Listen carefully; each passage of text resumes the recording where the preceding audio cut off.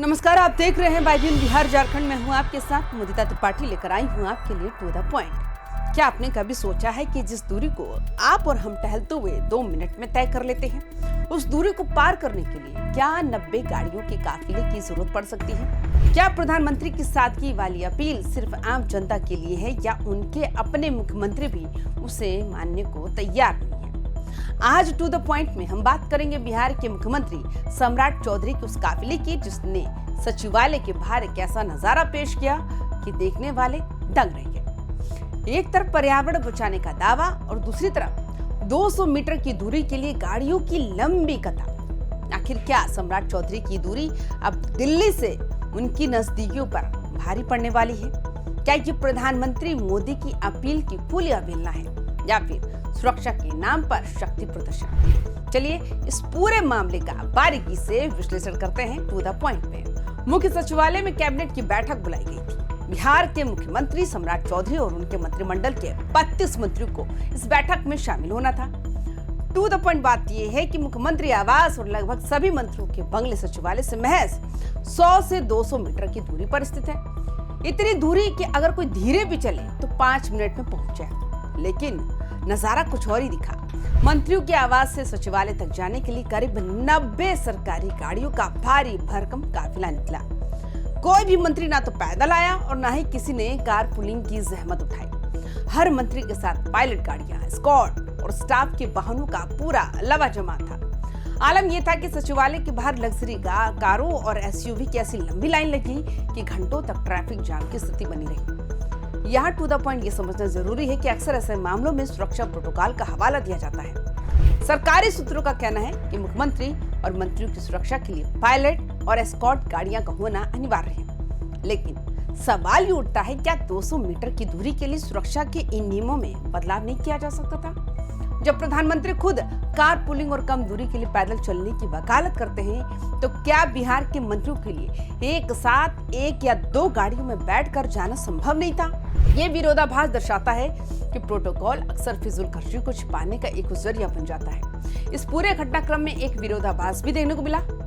मुख्यमंत्री सम्राट चौधरी ने उसी दिन से पेट्रोल डीजल वाली गाड़ियां छोड़कर इलेक्ट्रिक वाहन को अपनाया। सरकार की ओर से इसे पर्यावरण संरक्षण और स्वच्छ ऊर्जा को बढ़ावा देने वाला एक बड़ा क्रांतिकारी कदम बताया गया। सम्राट चौधरी ने खुद इलेक्ट्रिक वाहन अपनाकर एक सकारात्मक पहल तो की है, लेकिन टू द पॉइंट विश्लेषण ये है, क्या ये सिर्फ प्रतीकात्मक है?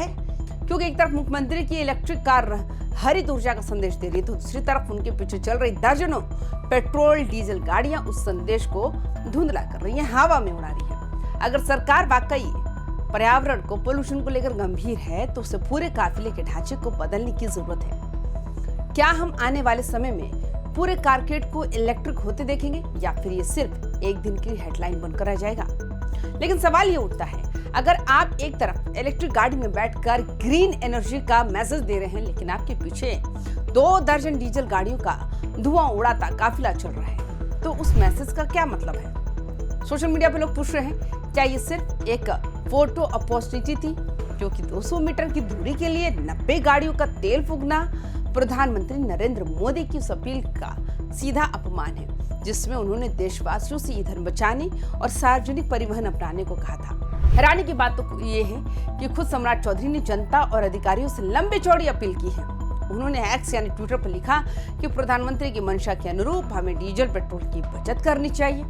उन्होंने अधिकारियों को आदेश दिया कि बैठ के वीडियो कॉन्फ्रेंसिंग से करें, लोग मेट्रो बस का इस्तेमाल करें और यहाँ तक कि हफ्ते में एक दिन नो व्हीकल डे मनाएं। टू द पॉइंट विश्लेषण ये है कि मुख्यमंत्री के उपदेश और उनके खुद के आचरण में जमीन आसमान का अंतर दिख रहा है। जहां वे जनता को वर्क फ्रॉम होम और पब्लिक ट्रांसपोर्ट की सलाह दे रहे हैं, वहीं उनके अपने मंत्री 200 मीटर के लिए भी अपनी लग्जरी गाड़ियों का मोह तक नहीं छोड़ पा रहे हैं। विपक्ष ने इस मुद्दे को लेकर सरकार की कथनी और करनी के अंतर को उजागर किया। आरजेडी के हमलों ने ये सवाल खड़ा कर दिया, क्या नो व्हीकल डे और वर्क फ्रॉम होम की सलाह सिर्फ आम जनता के लिए है? टू द पॉइंट बात यह है कि राजनीति में पब्लिक परसेप्शन यानी जनता की सोच बहुत मायने रखती है। जब आम आदमी महंगाई और तेल की बढ़ती कीमतों से जूझ रहा है, तब सचिवालय के बाहर 90 गाड़ियों का जमावड़ा जनता के बीच एक गलत संदेश भेजता है। ये घटना दिखाती है, सत्ता में आने के बाद अक्सर नेता जमीनी हकीकत से दूर हो जाते हैं। विपक्ष को इस मामले ने एक बड़ा मुद्दा दे दिया। आरजेडी प्रवक्ता शक्ति सिंह यादव का कहना है कि जब मंत्रियों के बंगले क्रिकेट पिच से भी कम दूरी पर है तो 90 गाड़ियों का प्रदर्शन सरकारी पैसे और ईंधन की बर्बादी के अलावा कुछ भी नहीं है। जानकारों का मानना है कि सम्राट चौधरी का ये रवैया राष्ट्रीय स्तर पर बीजेपी के लिए शर्मिंदगी का सबब बन सकता है। प्रधानमंत्री मोदी अपनी सादगी और सीमित काफिले के लिए जाने जाते हैं, लेकिन बिहार में उनके अपने ही गठबंधन के नेता इस छवि को नुकसान पहुंचा रहे हैं। क्या सम्राट चौधरी की ये मनमानी आलकमान की नजरों में उनकी सिचुएशन कमजोर करेगी? सुरक्षा प्रोटोकॉल का हवाला देकर इस बर्बादी को कब तक जायज ठहराया जाएगा? राजनीतिक विश्लेषकों का मानना है कि ये घटना केंद्र की ऊर्जा संरक्षण मुहिम और राज्य सरकारों के व्यवहार के बीच की खाई को दिखाता है। टू द पॉइंट सवाल यह है, क्या बीजेपी आलकमान इस पर संज्ञान लेगा? प्रधानमंत्री मोदी वैश्विक मंचों पर भारत के कार्बन फुटप्रिंट को कम करने की बात करते हैं, लेकिन उनके अपने ही राज्यों के मंत्री इस विजन को पलीता लगाते दिख रहे हैं। यह केवल पार्टी के लिए शर्मिंदगी की बात है, बल्कि ये प्रधानमंत्री की अपील के नैतिक बल को भी कमजोर करता है। आज के टू द पॉइंट शो का निष्कर्ष यही है कि जनता अब सिर्फ भाषणों से संतुष्ट नहीं होती, वो अपने नेताओं के व्यवहार आचरण को देखती है। अगर बिहार सरकार वाकई प्रधानमंत्री की धन बचत की मुहिम को लेकर गंभीर होती तो उसकी शुरुआत कैबिनेट की बैठक से ही होनी चाहिए थी, ना कि 90 गाड़ियों के शक्ति प्रदर्शन से।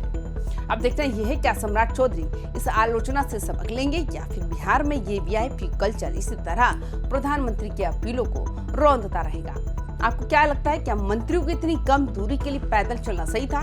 क्या सम्राट चौधरी की ये मनमानी पड़ने वाली है उन पर ही भारी? अपनी राय कमेंट बॉक्स में जरूर बताएं। देखते रहिए टू द पॉइंट सिर्फ बिहार झारखंड में। नमस्कार।